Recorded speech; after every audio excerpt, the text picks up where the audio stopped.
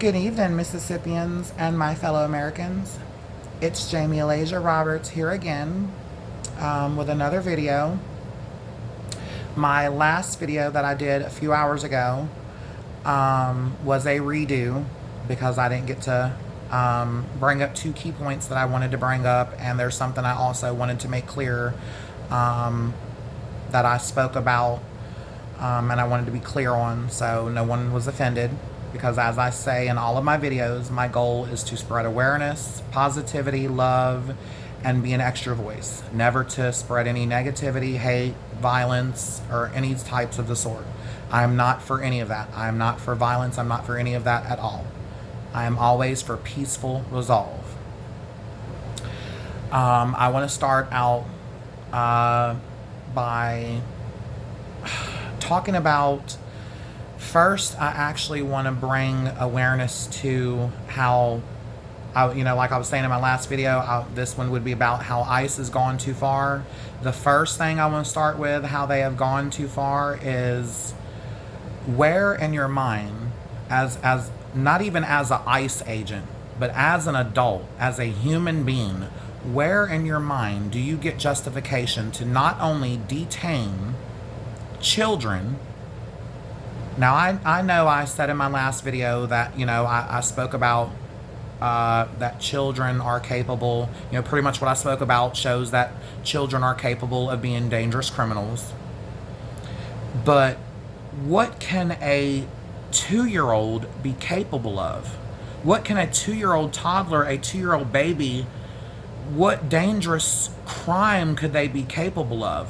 What kind of threat, dangerous threat could they capably be to you as an ICE agent who's supposedly doing their job? What kind? None.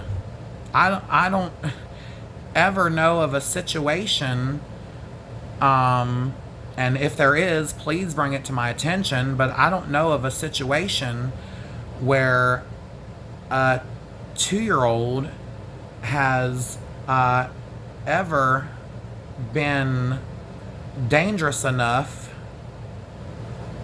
to where while they're being detained, they would need to have the plastic handcuffs on them or any type of handcuffs on them. I've never seen any videos of people being detained where it was children or babies being detained as young as 2 years old that displayed any type of behavior to warrant them being detained in the first place, but not only detained, but handcuffs placed on them. Detained and restrained, basically. Detained and restrained. ICE's motto: restrain and detain.